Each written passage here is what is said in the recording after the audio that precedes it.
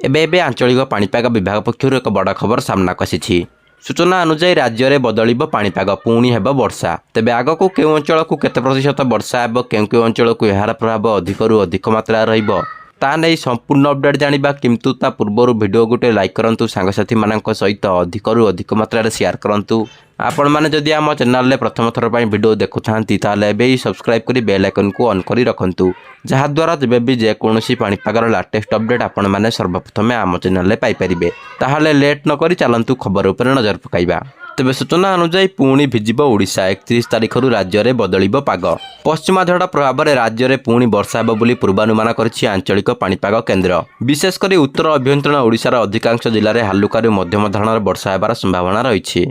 तेबे 31 तारिख झारसुगुड़ा, सुंदरगढ़, केन्दुझर और मयूरभंज में हालुकारू मध्यम धरणर वर्षा हेबार आकलन कराइछि। 1 तारिख बालेश्वर, सुंदरगढ़, केन्दुझर और मयूरभंज में हालुकारू मध्यम धरणर वर्षा हेब बोली पाणीपाग केन्द्र आकलन करिछि।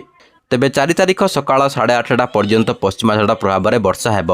सेपटे राज्य को उत्तर पश्चिम दिगरू प्रभावित होउथिबा ठंडा शुष्क पवन प्रभाव में जाड़ बढ़ी।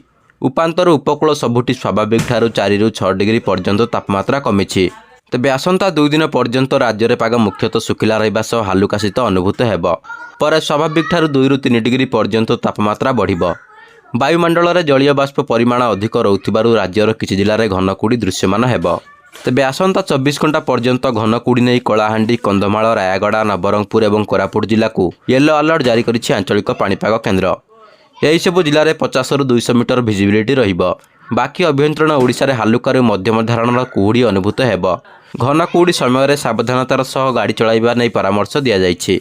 तेबे आपण माने वर्तमान भिडियोटी को केउं जिल्लारू देखुछन्ते एवं आपणक जिल्लार पाग किपरि अछि ता कमेंट माध्यम रे हमकु जणांतु। जय जगन्नाथ।